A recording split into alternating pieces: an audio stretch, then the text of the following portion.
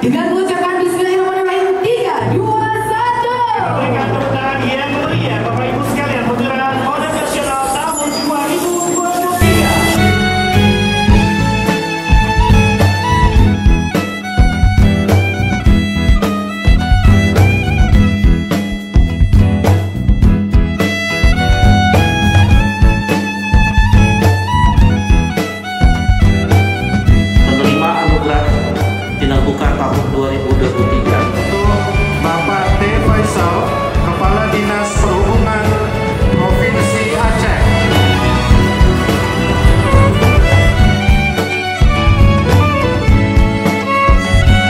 Pertama sekali tentu saya mengucapkan alhamdulillah syukur kehadirat Allah Subhanahu wa taala karena ternyata apa yang telah kita lakukan selama ini itu mendapat perhatian dari pemerintah pusat, khususnya Komisi Informasi Pusat, dengan memberikan anugerah keterbukaan informasi publik.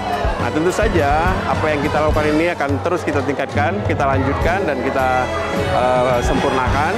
Dan mudah-mudahan momentum ini menjadi cambuk bagi Disub Aceh khususnya untuk lebih meningkatkan perannya dalam implementasi keterbukaan informasi publik. Selamat kepada Kepala Dinas Perhubungan Aceh, Bapak Toko Faisal, yang telah memperoleh prestasi yang luar biasa dalam anugerah keterbukaan informasi publik di tingkat nasional. Dalam anugerah Tinarbuka, beliau memperoleh terbaik keempat di tingkat nasional.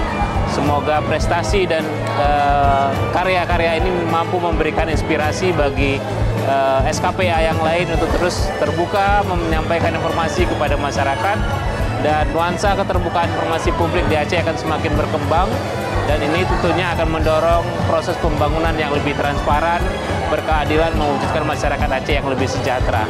Sekali lagi saya ucapkan selamat kepada Bapak Faisal dan seluruh jajarannya beserta tim. Ini mampu memotivasi PPID yang lain dalam menciptakan layanan informasi yang lebih berkualitas. Salam keterbukaan.